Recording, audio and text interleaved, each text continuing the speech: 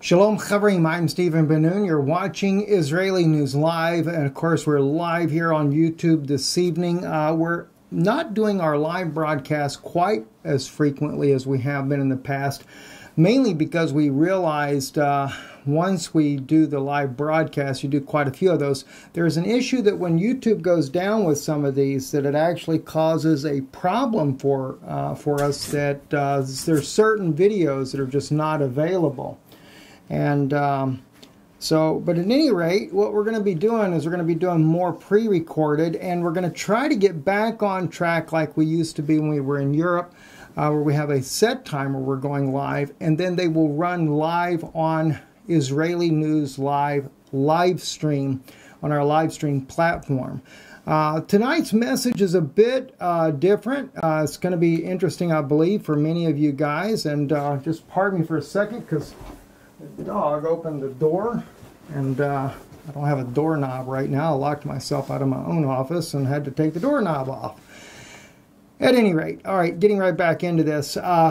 This is a very prophetic insight I wanted to share with you guys here, and we're going to start off with Vladimir Putin when he's speaking to John Bolton, the National Security Advisor for President Donald Trump, in Sochi, and he makes a statement there that I really feel like could be a prophetic warning. Now, I say this not that President Putin is mindful of what he stated in his comments here, but how that it could be an ominous warning of what lays in the future from a biblical perspective. So we're going to be looking at some different things that are happening, as well as a statement here, and then I'm going to share with you some alarming things. It's kind of like a combination of biblical insight as well as news things that are going on. So I figured we'd just share it here on Israeli News Live.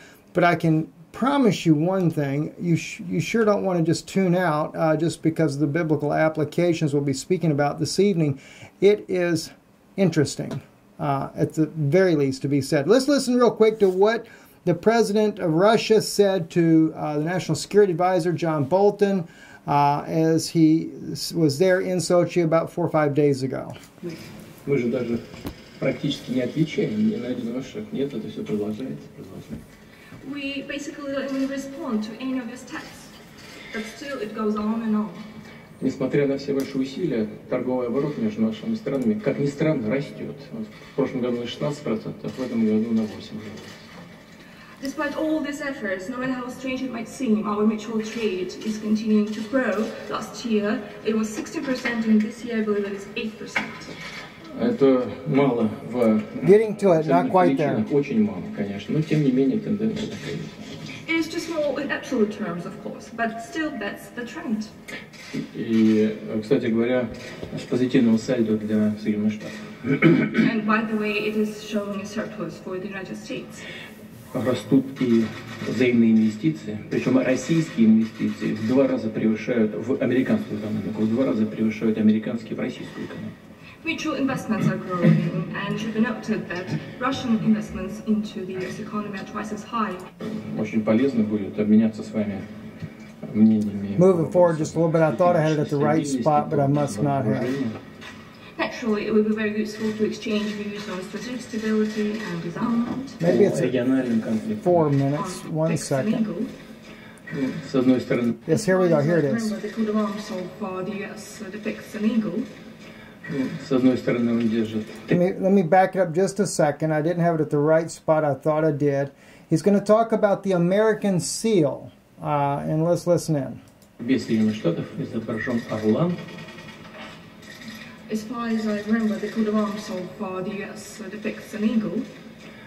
С одной стороны он держит 13 стрел, а с другой стороны оливковую ветвь, как знак миролюбивой политики, с 13 оливками. On the one hand, it holds 13 arrows, and on the other hand, it holds an olive branch with 13 olives at this. Now he states here that the American seal, in one hand, it holds 13 arrows, and in another hand, it holds the olive branch, which is a sign of peace, with 13 olives on it. All right? sign of the benevolent and peace-loving policy of the US. And he says that the olive branch with the 13 olives represents the benevolence and peace-loving part of the United States. All right, let's continue. Вопрос. Now he says, I'm going to pop the question to you now. Here goes the question. Ваш Орлан уже все оливки склевал, остались одни стрелы. So he asks on there, he says, did the eagle eat all of the olives? Looks like your eagle has eaten all the olives, and what is left only the arrows. And and of course, what is only left are the arrows. So the eagle has eaten all the olives, and the only thing left is the arrows. Now, they get a good chuckle from it. I saw the side of the video as well where it shows Bolton as well. You can tell he's a little bit taken back by it, even though they laughed about it. But it was very much an ominous, you might say, a sort of prophetic message, regardless if the president of Russia even realizes what he's saying. Let me show you some issues, though, because, in other words, if the United States no longer has the peace-loving olive branch, all they have is the arrows, that means the United States is warring everywhere in the world it goes without so much of a olive branch of peace being offered to anyone. And we're going to get pretty deep in this today, so just bear with me. I want to share with you here our good friend Lorenzo on alreadyhappened.com, and that's already happened.com is his actual website. He'd sent me this image here today, approximately 100 containers with a variety of munitions rolled into the U.S. Ramstein Air Base, Germany, during the month of October. Largest shipment of the ordnance in recent history. In fact, there's not been that many weapons brought into Germany to the base there since 1999, when the United States spent, well, in fact, let's just click on his website. Lorenzo speaks about that, that they had actually did a number of sorties, 900 sorties, a 78-day campaign where aircraft flew 900 sorties and counter-ethnic cleansing in Eastern Europe. The munitions that we received will be used for future theater operations involving a U.S.-European command presence there. He takes different articles. For this one here from af.milnews is where he had taken some of that information there from. But the point is look at some of the weapons. I mean, I'm not sure, but that looks more like the JDAM bomb that U.S. aircraft drops in the wartime there, and some pretty powerful bombs that can be dropped. Now, I could be wrong as far as the type of weapons there, but 100 containers of weapons there. So it's definitely, the arrows are being brought pretty much on every angle you can possibly imagine there. And all you have to do is just kind of look at Lorenzo's site here, and he shares several things. Also, we got NATO's tank fleet shows firepower near Russian border, and we also have, for the first time, the USS Harry S. Truman operates in the Norwegian Sea, doing the military war games there now. We know that there is a big issue happening on Georgia's border with Russia, and that's something that's not being spoken about much there. In fact, Russia, this guy here trying to quietly film this, sending a tremendous amount of military hardware down near the border of Chechnya and that of Georgia. And they said they cannot establish any types of relationships there with Georgia, peaceful, because of NATO's constant involvement to incite violence. Well, Russia's gearing up for those that eagle that only seems to happen to have arrows at its disposal. And that's why I'm beginning to wonder, is this not an ominous message? And as you can see, this video goes on. Russia's definitely not taking this lightly. I mean, look at all the military we're headed down towards Chechnya. You know, Lorenzo really speaks quite a bit about this. I mean, it's unreal, the number of military vehicles in this convoy right here. Finally, he gets to the end. So the guy secretly kind of films that to share that with the rest of the world. Now, here's where I want to take you to where you can understand what I'm talking about when I say, an ominous prophetic warning. Now, I have often spoken about Babylon as a compound fulfillment. We look at the scripture. I know that Rome represents Babylon, mystery Babylon, but then you have the daughter of Babylon. And I really see a lot of the prophecies regarding these things here as applying to both Rome and to the United States as well. Now, I know some people just only to the United States, or it's only to Rome. I think it's a combination of both there. Let's look at what the prophecy says here in Revelation 18, just for starters.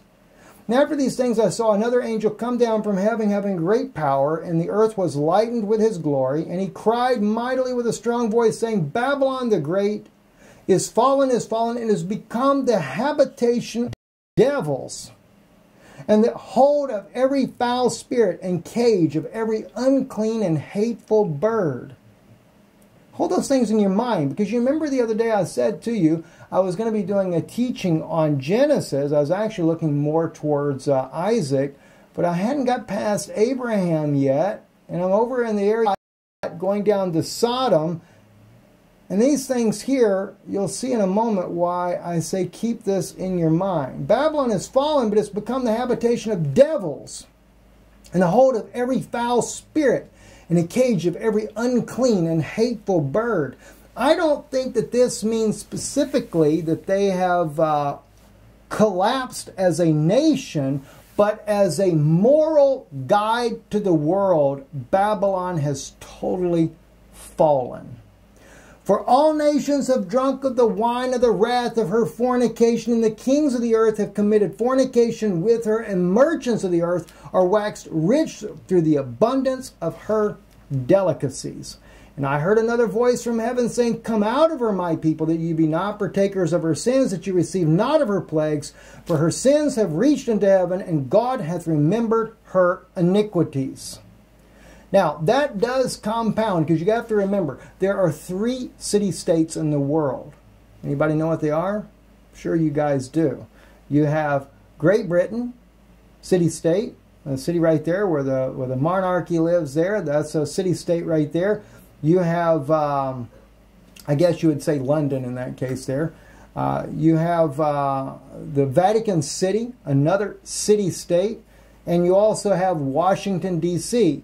All these city-states, the 3 of them are the triunity there. And of course, when it comes to Great Britain, that is the Rothschild Empire there, the money side of the triune state there. The Vatican City there, that is, of course, the spiritual head.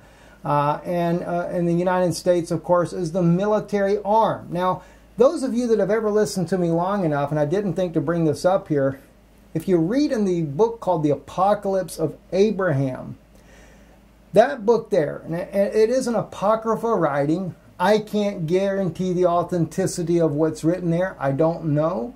But it does mention something I find very prophetic, and that is that in the latter days, it said that Rome would be bankrupt because of her military, and that she would take from the wealthy and give it to the poor and redistribute the wealth of the world. All right? Now, just keep that in mind. Rome's armies is the United States. It is the NATO force of the world. Now, the U.S. also, though, is the daughter of Babylon by extension. Keep that in mind as we move forward here. I want to share some things with you. All right? Now, that's just that part right there. Now, it says Babylon is fallen, but he also says, Come out of her, my people. That ye be not partakers of her sins, that you receive not of her plagues. Your 2 witnesses are the ones that are going to bring the plagues on this world. Keep that thought in mind as well, right? Reward her, let's go to verse 6. Reward her even as she rewarded you, and double unto her, double according to her works, and the cup which she hath filled, fill to her double. How much she hath glorified herself, lived deliciously, so much torment and sorrow give her. For she saith in her heart, I sit a queen, I am no widow, and shall see no sorrow. Therefore shall her plagues come in one day, death and mourning and famine, and she shall be utterly burned with fire. For strong is the Lord God who judgeth her. And the kings of the earth who have committed fornication and lived deliciously with her shall bewail her and lament for her. when they shall see the smoke of her burning, standing afar off, for fear of her torment, saying, Alas, alas, that great city of Babylon, that mighty city, for in 1 hour thy judgment come. And her merchants of the earth shall weep and mourn over her, for no man buyeth their merchandise anymore. All right, it goes into all the different merchandises. All right, now, if you move into Jeremiah, and a lot of people, including a very famed minister named Deuteron, had mentioned that Jeremiah 51 applied to the United States, the destruction of America. But I want you to pay attention to a few things here, though. It says, Thus saith the Lord, Behold, I will raise up against Babylon and against them that dwell in Libkami a destroying wind, and I will send into Babylon strangers that shall fan her, and they shall empty her land, for in the day of trouble they shall be against her round about. Now the strangers, I don't know, Zarim, that could be actually the coming of the nations that will destroy the United States and the NATO countries and Rome, etc. But it also could be your two witnesses. I don't know. But watch this here. This is where I say the prophetic side of what Putin said. Let the archer bend his bow against her, and let him lift himself up against her in his coat of mail, and spare ye not her young men, and destroy ye utterly all her host. See? Now, in Revelation, it says to reward her all that she has done to you, reward her double. Over in here, it speaks about the archer and bending his bow with his arrows and firing back. Remember, as Putin said, did the eagle eat all the olives? Is there no more peace in you to be offered up to the nations? All right, keep these things in mind. And they shall fall down slain in the land of the Chaldeans, and thrust through in her streets. Thrust through. Why would they be thrust through? Well, Christ was thrust through also by Rome, wasn't he? On Calvary, when the Roman soldier pierced his side. Right? For Israel is not widowed, nor Judah of his God, of the Lord of hosts, for their land is full of guilt against the Holy One of Israel. That's a thought to be thinking about. And you know, many times people think of the state of Israel, in this case here. But, you know, I have to ask you straight up. I want to ask you, this is not the state of Israel when it says, for Israel is not widowed. That's the house of Israel, nor Judah of his God. You see, God is going to redeem his own. And this is not a national sense right here. Israel is not widowed. In other words, there are believers that believe in Yeshua. That's why it says, come out of her, my people. Nor Judah of his God. All right? So Israel, the house of Israel, is married. There are believers that are the remnant of the house of Israel that are actually married unto Christ because they recognized her as to being the Mashiach. Nor Judah of his God, of the Lord of hosts. All right? Now, flee out of the midst of Babylon and save every man his life. And that's the key part right there. Israel is not widowed. She's married unto Christ. That remnant of the house of Israel. But watch this. Nor Judah of his God, of the Lord of hosts, which is the Lord of armies, for their land is full of guilt against the Holy One of Israel. Wow. Flee out of the midst of Babylon and save every man his life. Be not cut off in her iniquity. There's Revelation 18:4. Come out of her, my people. What is my people? The children of God. Even both Gentile and Jews, because the house of Judah have done what? They made a covenant with Rome, and God's telling you to come out of her before he brings that destruction upon her. In this case, it's Babylon, and that's Rome itself, but it also represents the United States with all the false so-called Christian movements out there. And there's a lot of them. Wait till we get into that. Please bear with me. Don't just stop listening. Listen, Babylon hath been a golden cup in the Lord's hand that made all the earth drunken. The nations have drunken of her wine. Therefore, the nations are mad. Remember Obadiah's prophecy? They'll drink upon my holy mountain. And I showed you how the Pope of Rome, Pope Francis, went there and he drank upon the holy mountain in Mount Zion, fulfilling the prophecy of Obadiah. This also plays into this as well. Babylon has suddenly fallen in verse 8. All right, now, gets interesting.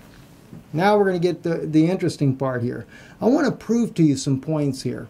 I was looking in Genesis 19, and actually a lot more than just 19, but as I started back up into the story of Abraham, and I began to move forward because I was planning on doing a teaching on Dunoon Institute about this. In fact, I am recording this for high definition for Dunoon Institute. So if you have any problems with this video lagging or anything like that, don't worry. It's going to be on Dunoon Institute tomorrow in high definition. All right? But I wanted to take you to Genesis chapter 19, because when I got there, the Lord began to deal with my heart on this because of the fact of several things that I had been looking at here. And of course, as I brought out to you guys the other day, I reminded you about there being, how that God had promised Abraham, if there were 50 righteous in Sodom and Gomorrah, he would spare even the city for the sake of the 50. Got it all the way down to 10. He said he'd still spare the city for the sake of 10. But of course, he couldn't even find that many. He got Lot, his 2 daughters, and his wife, and they left. Lot's wife looks back, turns to a pillar of salt. So he ended up with 4, and 3 make it, and one turns to a pillar of salt. All right? Now, then we get into verse 19. He sends the 2 angels down there, right? And the 2 angels came at Sodom at even, and Lot sat in the gate of Sodom, and Lot saw them and rose up to meet them, and he fell down on his face to the earth. I could not help, as I've looked at this, wonder if those 2 angels do not represent the 2 witnesses that will come in this latter day. I say this also because in Micah chapter 7, when this one man that comes with the rod of his ancestry, let me just take you over there real quick. All right, let's just see there. All right, so there's quite a few people in tonight. I'm glad to see it. Glad to see it. Please bear with me too, friends. This is very important. I feel in my heart that you hear all these things. In Micah, all right, in Micah chapter 7. This is really interesting. You get down, and we're already seeing that the land is made desolate, because of them that live there in it. Pretty much what's happened in Syria. Then we get down right here. Let's see. Here it is, verse 14. Tend thy people with thy staff, the flock of thy heritage that dwell in solitarily as a forest in the midst of the fruitful field. Let them feed in Bashan and Gilead as in the days of old. Now actually in Hebrew, Ro'eh amcha b'shabbatecha, all right, that is feed your people. And what is he feeding them with? Beshatecha, which is it's a staff, but it's from his own genealogy. All right. Now, I remember one time reading a book. It's supposedly another apocryphal book that Moses had written, and I can't say he did or did not. But Moses tells Joshua after he had read the books to him, he tells him to hide the words that he had said in an earthen vessel. And I've always wondered if Joshua was not the earthen vessel. It was in his DNA. All right, and I say that because DNA memory is passed down from generation to generation. Just like, for example, in heart transplants, they have known patients of heart transplants that after, like in one case, one little girl, she had died. She's about 9 years old. She was brutally murdered. But another little girl that was dying of a heart failure got her heart. And when she got the heart, the next thing she knows, she knew what happened to the little girl. She was able to not only identify the killer of the little girl, but she knew the last words that the little girl said before she died, and they were able to arrest the man and have the man put in prison for what he did. Amazing things have been said about DNA memory. And, you know, and even genetically, think about it. The doctors always ask if you, like, for example, if you have cancer, they say, well, it can be in your genes, you know. Why? It's like a DNA memory being passed down from one generation to the next. But also, I believe that our memories of even, you know, ancestors, etc. Sometimes people carry fears and things like that, that maybe it was because your grandmother had a fear of this, or phobia, whatever the case may be. Point being, he is told to feed them with the staff of his heritage, of his own genealogy, right? And so that caught my attention, because that tells me, like in the case of Moses, when he returns and he comes along with Elijah, both of them are coming, even if they're two men born already and they're just going to have their spirit empower them. It will be a genetic staff. It won't be that Moses comes with a stick in his hand to part the Red Sea again. He's coming now with a rod of heritage, restoring, as Yeshua said about in the case of Elijah, when they asked him after the Mount Transfiguration. He says, doesn't the scripture say that Elias must first come? And Yeshua says, he shall first come, and he will what? Restore all things. But I say to you, they did to him whatever so it was listed. So he's speaking about John in one case, which John's already dead. And he's also speaking of a future event. And again, what is that? It's another rod of the heritage. But Moses was the one that carried the rod, and of course it also brought about incredible miracles. Now watch what happens. As in the days of thy coming forth out of the land of Egypt will I show unto him, singular, marvelous things. And it's actually it's nephalot, which is wonderful. You know, wonders is what it is. Right here, there's your word, nephalot. Okay? And the nations shall see and be put to shame for all their might. So here we are in the very last days, when they have all these nuclear bombs and Russia has the Satan II and all of this, and yet this guy here, when he comes with these incredible miracles, will do wonders to the point that the nations shall see and be put to shame for all of their might. In other words, no matter how powerful they are militarily, here a guy comes not with a stick in his hand this time, but something within his own DNA that can cause him to do wonders like unbelievable. Now that's biblical under Moses, because Moses never fulfilled that part of the scripture. I think it's over in Exodus chapter 32, where God said to him, he said when he come into the promised land, he would do wonders. Moses was never going to the promised land. You don't think God doesn't know the future? So a lot of things that we overlook here. Now, jumping back over here now, and we've spoken Jeremiah. Now we're in Genesis, though. We get into this here. The two angels came down, and to me, the two angels were not Moses and Elijah naturally. These are angels that come with the Almighty, because Abraham refers to the angel that stays with him as Yod-He-Vav-He, Yehovah was speaking to him, or Yahuwah, however you want to pronounce that. All right, and so the two angels go down.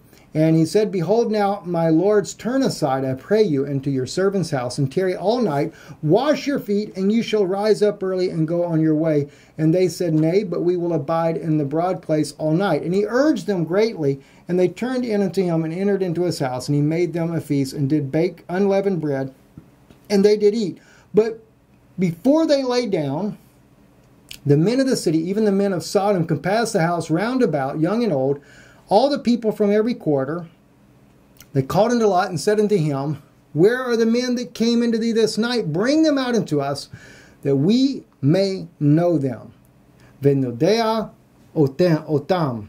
All right? Now, that also can be sexually, because even in Hebrew, we use the same way like you do in English. Like if you say, you know, he knew the woman, you can think of that being in a way that's not sexual, but as well as a sexual way. And Lot went out unto them to the door and shut the door after him. And he said, I pray you, my brother, do not so wickedly. Behold, now I have two daughters that have not known man. Let me, I pray you, bring them out unto you, and do to them as good in your eyes. Only unto these men do nothing, for as much as they are come under the shadow of my roof. They said, stand back. And they said, and this one fellow came to sojourn, and we will needs play the judge, and he will needs play the judge. We're talking about Lot there in that case there. I won't continue to read this. Let me just kind of put this together in a nutshell, because I don't want to waste a lot of time for you guys.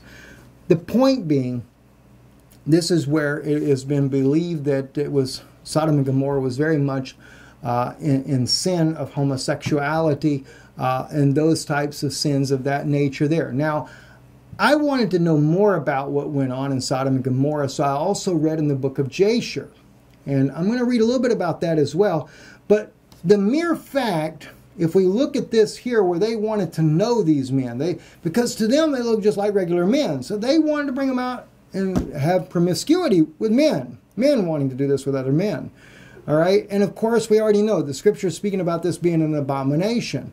Now, here's my point in regards to that as well. I want you to think about something. Let's see if I got it in the right order here. The Times of Israel reported, because so many people, and I say this because so many people, Christians no less, are saying we must stand with Israel. And instead of truly standing with the people of Israel in a truly biblical fashion, we find that the Christian leaders of today, the ministers and stuff, are having the people stand with the government entity of Israel. No matter what the crimes of the state may be, we stand with the state of Israel. And it's not just limited to the situation like we have on the Times of Israel. 20,000 march in Jerusalem's Pride Parade under heavy security. And in fact, the article here goes on to say that as many as 35,000 were believed to be marching in this parade here. And I'll just play a little clip of that. All right.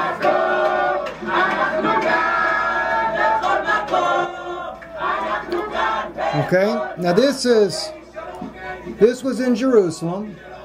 This was I forget which one it was on. It was the 7th annual parade or 17th annual parade or 12th annual parade, whatever the case may be. But this was the Gay Pride March in Jerusalem. Now, this is only one of many, many sins by the Israeli government that is perpetrated on a daily basis in Jerusalem. Now, the scripture says that the two witnesses, that their dead bodies will lay in the street of that great city, which is Jerusalem, which is spiritually called Sodom and Egypt. It gets the Egyptian name because of Rome. And of course, that comes from Hadad, the sole surviving heir of Esau, who marries an Egyptian princess, becomes the king of Syria, and then later ends up in modern state of Italy, under the part of Rome there. And we know this from Obadiah. So that kind of fulfills all the different prophecies that different people say that the Antichrist would be if you were looking at it from an Antichrist point. But the issue here is that it's just one sin after another, after another, after another, after another. You know? And then you have all the crimes that are being committed, shooting innocent reporters and things like that over at the Gaza border. Now I realize that there's sins on the Palestinian sides as well. Not trying to whitewash any one side or the other.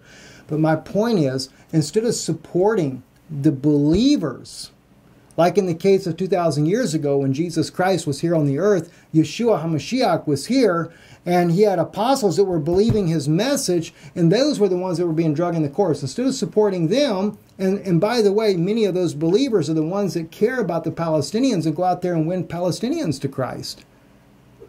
Instead of caring about them, we're instead supporting the government that's breaking every command you could possibly think of.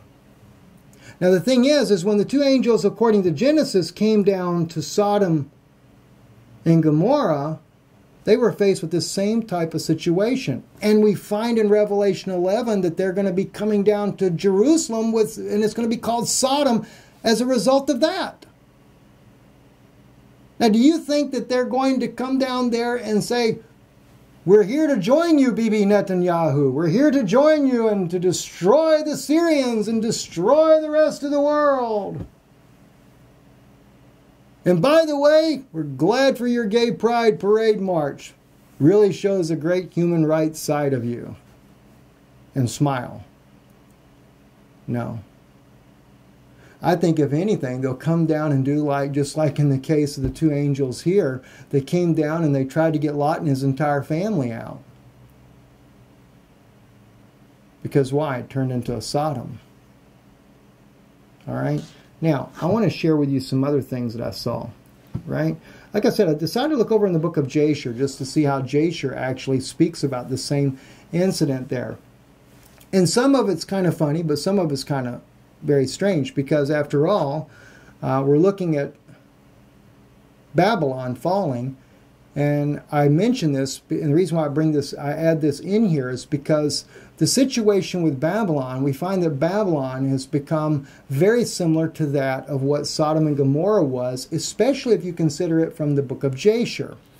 Because we found out that when we looked over in Revelation, it said here in Revelation chapter 18 that let's see if I can find it again. He's talking about coming out. Okay, behold, yeah, here it is right here, verse 2. Babylon the Great is fallen, is become the habitation of devils and the hold of every foul spirit and cage of every unclean and hateful bird. Now, when you read over in the book of Jasher, we find out that Sodom and Gomorrah was one of the wealthiest, the most fertile valley regions in all the Middle East. Very wealthy. The people did very well there. They prospered well. The farms, the springs that were coming up, nothing like what you see the area of that part of Israel today, where it's all a desert wasteland. And I believe that has to do a lot with the judgments. Now, I'm not talking about the Dead Sea. The Dead Sea was always called the Dead Sea, but there were springs that watered the ground. It was very fertile ground. But then I noticed some things here, like in this one here. In those days, all the people of Sodom and Gomorrah and the whole 5 cities were exceedingly wicked, sinful against the Lord, and they provoked the Lord with their abominations, and they strengthened in aging abominably and scornfully before the Lord, and their wickedness and crimes were in those days great before the Lord. And they had in their land a very extensive valley, about a half a day's walk, and in it there were fountains of water and great deal of herbage and surrounding the water. And all the people of Sodom and Gomorrah went there 4 times in a year with their wives, their children, all the belonging to them, and they rejoiced with their timbrels and dances. And by the way, as you read on to it, they swapped wives, they had orgies, sex parties, you name it, and nobody cared. And these are things that are going on in America today. Right? All this here that he talks about in here, that they spoke about in here, is a very common thing in the United States. Also, when a stranger came into the city and brought goods which he had purchased with a view of dispose of there, the people of the cities would assemble men, women, and children, young and old, and go to the man and take his goods by force, giving a little to each man until there was an end of all the goods of the owner. And when he had brought in the land, and if the owner of the goods quarreled with them, saying, "What is this work that you've done to me?" Then they would approach to him one by one. Each one would show him a little which they had taken, and taunt him, saying, "I only took that little which thou didst give me." When we heard this from them all, he would arise and go from them in sorrow and bitterness of soul. You know, when I read this right here, one thing that I could not help but think of is all the different nations that have come to America. They had a little bit, but then we stripped them of everything. We take their resources, we go to the foreign lands, we overthrow them, and we take everything they've got. You know, and then I come to this other one here. A man on his journey was passing through the street of Sodom, and when the sun set the evening, he remained there in order to abide during the night, but not one would let him into his house. And the time there was in Sodom a wicked and mischievous man, one skillful to do evil, and his name was Hadad. And he lifted up his eyes and saw the traveler in the street of the city. And he came to him and said, "Whence comest thou, and whither doest thou go?" Now, what happens is the guy is looking for a place to stay. This guy, Hadad, invites him in. And he knows, though, that the guy has got a little bit of money because he's got a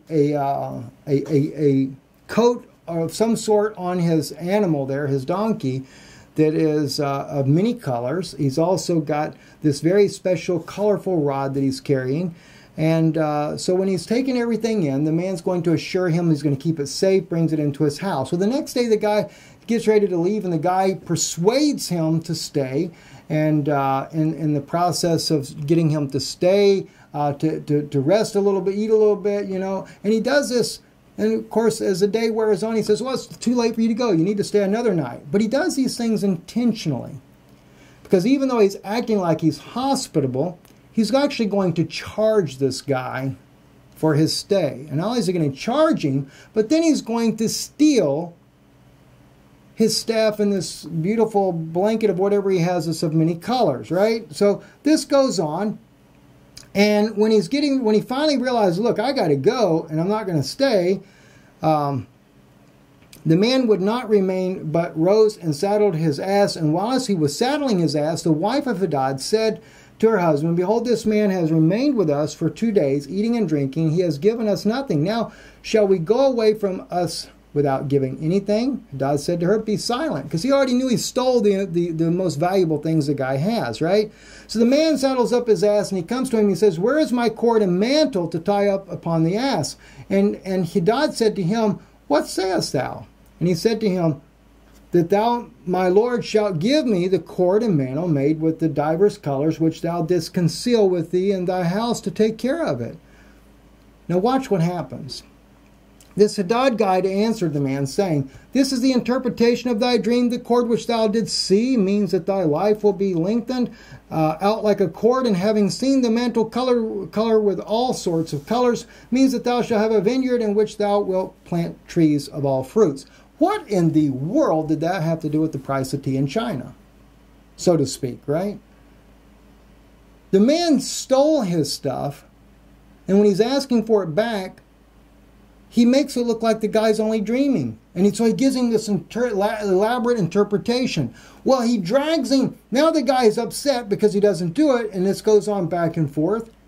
He goes to the judge in Sodom, and then the judge says, no, this man has a reputation, great reputation. He's a seer, and he interprets dreams, and he gives you the true interpretation. And on top of that, now the guy's wanting to charge him 4 pieces of silver. But he tells him he's going to give him a break. He'll only take 3. He can keep 1 silver for himself.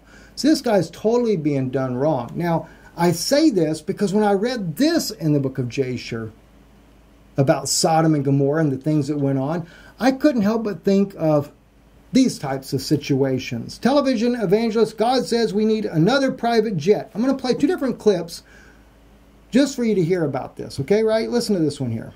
So graciously gave us. We're flying home. As I was going home, the Lord, real quickly, he said, Jesse, do you like your plane? Now, you know, I thought that's an odd statement. I said, well, certainly, Lord. He said, do you really like it?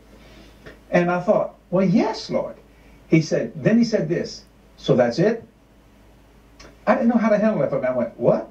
He said, you're going to let your faith stagnate? And when he said that, that shocked me. I went, whoa, wait. I literally unbuckled my seatbelt, my plane, and I stood up.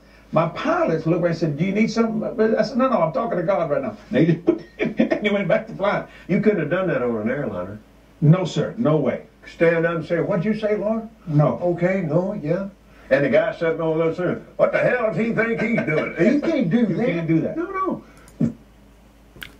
Not to mention the shock of just listening to this. But the whole issue is talking about having faith to get a bigger airplane. All right? Now, that's just the nut part case there. But now I want to share with you, though, the situation here. And this was Robert Tilton. I don't know whatever happened to Robert Tilton. I don't know if he's still out there or whatever. But this guy right here, and I've seen him many times on TV, you know, over the years there. But this was a segment where they were exposing the crimes that this man had done, because it reminded me of Sodom and Gomorrah and the Jasher part there, because this guy's coming in. And the reason I bring this out is because you have to understand, in the Jasher account, the exploitation of the man with the coat of many colors like that of Joseph, and that's interesting in itself, because it's a vesture, so it is a coat. It is a coat of many colors that the guy has, which reminds me of Joseph. But what really gets me is the fact that, like a type of Jesus, he's being manipulated by a guy that is claiming to have a gift of interpreting dreams, like he's some kind of spiritual guy, and draining him of all of his money. And the courts are actually on his side. Right? All right, now, I want you to hear this little clip here. Listen to this one here. The televangelist Robert Tilton, when prime time continues. We're now going to meet a man who takes in more money than the income, we figure, of Madonna and Michael Jackson combined. As we said before, it takes a lot of money to keep one of these TV ministries on the air.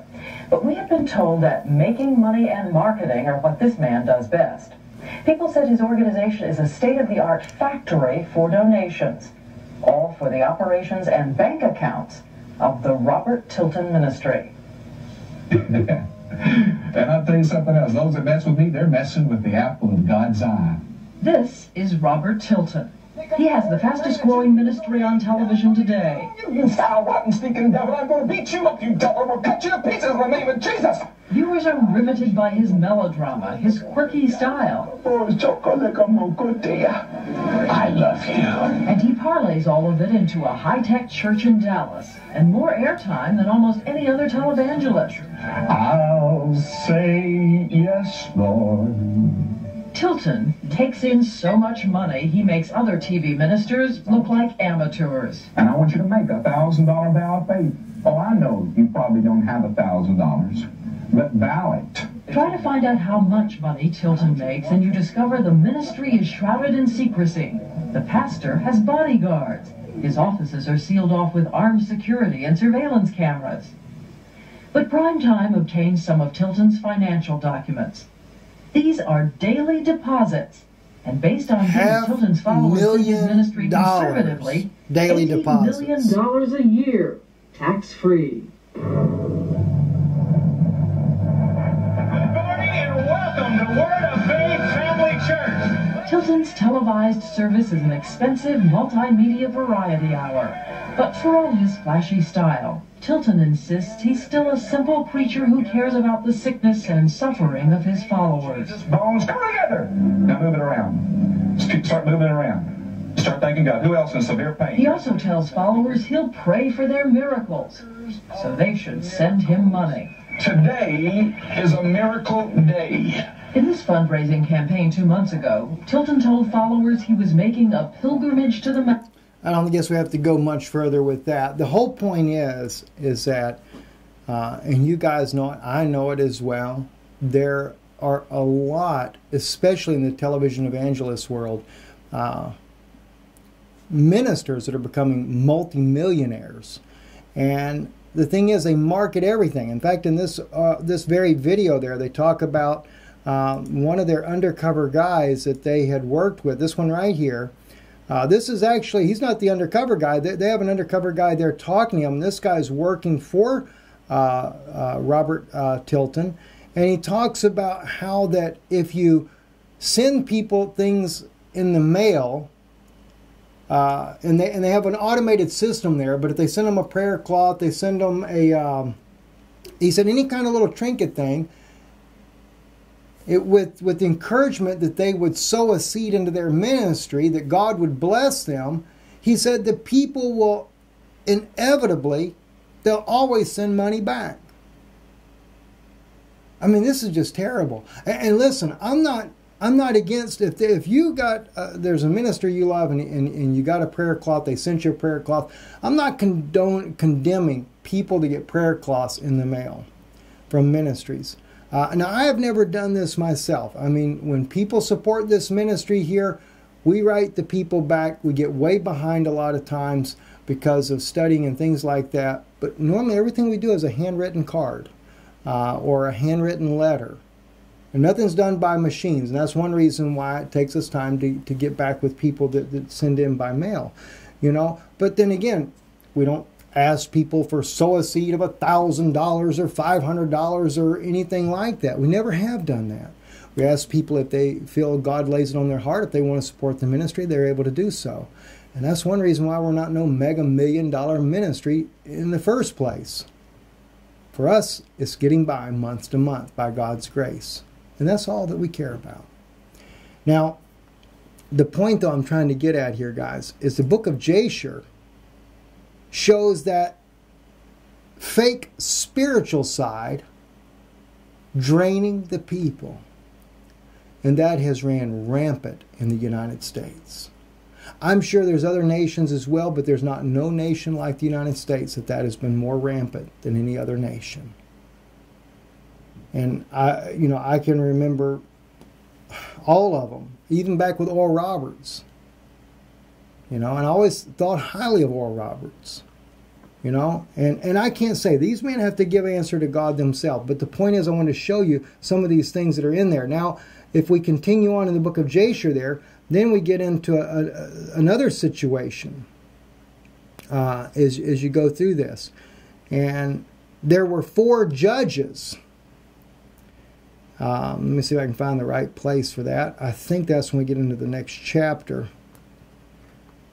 Yeah, going into chapter 19. Because there's 2 chapters before the judgment of God is brought against this nation in the book of Jasher. And the cities of Sodom had 4 judges to 4 cities, and these were their names. And he gives them names. And then Eleazar, Abraham's servant, he had pet names for them. But by the desire of their 4 judges, the people of Sodom and Gomorrah had beds erected in the streets of the cities. And if any man came to these places, they laid hold on him and brought him into one of their beds by force, made him to lie in them.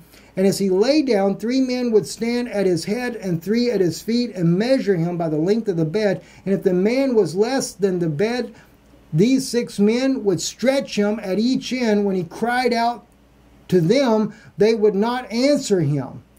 They're torturing people. It goes on to different issues here and how they did this. And the judges of Sodom and Gomorrah were complicit with torture. All right, let's think about it. Think of this one here. RT, Guantanamo Bay. Does that not bring back memories? All right, today gave listen us a to this. preview of cases it would be willing to hear in its next term. And not on that list, an appeal from a group of detainees from Guantanamo Bay. Now, I want to go through a short timeline so you really understand the significance of Gitmo. Since 2002, it's been used as a military prison for people captured in Afghanistan and Iraq. Because of its location in Cuba, officials there have been found time and time again to deny prisoners protections mandated under the Geneva Convention. And this has brought forth quite a bit of anger on an international level. Now, in 2008, the Supreme Court ruled that detainees at Gitmo could, in fact, challenge their detention. This was in the case Boumediene v. Bush. And in 2009, Barack Obama became president. And many people believed after that it would only be a matter of time before the doors of Guantanamo Bay would be locked for good. And here's why many people thought that. Guantanamo, that's easy. Close down Guantanamo. Restore habeas corpus. We're going to lead by shutting down Guantanamo and restoring habeas corpus. I intend to close Guantanamo, and I will follow through on that. Guantanamo will be closed. That flag represents rule of law and due process, and that's why we're going to close Guantanamo and restore habeas corpus. All right, well, let's fast forward less than a year after Obama was inaugurated to an attempted act of terror by a man named Umar Farouk Abdul-Muttalib, otherwise known as the underwear bomber. He tried to hide a bomb in his underwear, and he Point being, Obama never closed Guantanamo Bay. President Trump has never closed it. And they still use this place as a place to torture the people that they bring in. And the Supreme Court won't even hear the case. I guess the point that I'm trying to make here, friends, that I'm sharing with you, Sodom and Gomorrah is not only Jerusalem. We know that our Bible says the 2 witnesses, when they are killed, they'll be in the street of the great city, which is Jerusalem, called spiritually Sodom and Egypt. Why? Because the government officials have turned it into a sodomite city. And when you look at the book of Jasher, and I can't say the authenticity of Jasher, I know there's different debates about it. It is quoted from our own canon of our own Bible, and a couple of different places it speaks about things that are recorded in the book of Jasher. But one thing I do find interesting, though, is that all the sins that they have in there of Sodom and Gomorrah, which just basically goes into a little bit more details of the crookedness and the evilness of it, we find right in America. Let alone we could also bring out a lot of types in Israel the same way. You know, the tortures that go on in Israeli prisons, and people that are brought in with no due process, no justice whatsoever. If you're not an Israeli citizen, if you're a Palestinian, even though you live in the land of Israel, you're not going to get justice. No wonder why the scripture speaks about the 2 witnesses will die in that place called Sodom and Egypt. And then we see the remarkable scriptures of Revelation 18 of Babylon has fallen, has become the habitation of every unclean and hateful bird. Right? And then we also have, like, for example, Jeff Sessions. When Jeff Sessions, not only Jeff Sessions, but we also have, this was over the immigration of the separating of the families, that they were sending a message to deter them from coming in.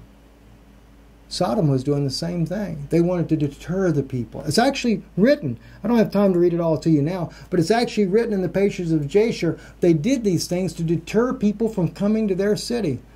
And we have the same thing with Jeff Sessions said it, and also, I forget this guy's name here, but just listen here. Yes, I am considering, in order to deter more people on this terribly dangerous network, I am deter them from coming to the United States. We'll separate them from their kids so they won't want to ever come back and do it again. Well, the problem is they can't get the kids back. That's the big problem. I know that's the thing that really angers everybody when I bring it up. But the point is that maybe what Putin spoke about here to National Security Advisor John Bolton, he said your national emblem, the eagle, 13 arrows in one talon, and 13, the olive branch with 13 olives on it in the other. Have you come, and is your eagle eaten all the olives? In other words, you're only coming with arrows now. Seems to be about the case of it, and that doesn't just apply with the United States, it applies with many NATO member states as well. And unfortunately, Israel is doing about the same. War everywhere. Is this what God really intended? Is this what God considers to be a Christian nation? We ought to think about it for a little while. I'm Steve Ben-Nun. Thank you for listening tonight. I know I've kept you quite lengthy, but maybe as scrambled up as I made this here, maybe it is a blessing somehow or another. And I trust it will bless you, the things that we've said here tonight. I thank you for many of you that are watching. Over 1,000 people have joined in with us here live tonight. Again, I have recorded this on our camera here, so I will, if you had any trouble with this, listening to it, I will upload this also on live stream. I'm sorry, not live stream, but on Danoon Institute of Biblical Research tomorrow. I'll get it uploaded there for those of you that want to be able to get a better quality and see this a little bit better. So thank you for watching. And if God does lay it on your heart to support this ministry, we thank you for that. You can do so by visiting our website, IsraeliNewsLive.org. Or also we have the ability there for you to help us out via mail. And no, it will not be a machine or anything like that. It'll be something that we would have to respond back to you ourselves. Anyway, God bless you, and thank you for watching. I'm Stephen Ben-Nun with Israeli News Live. Erev Tov.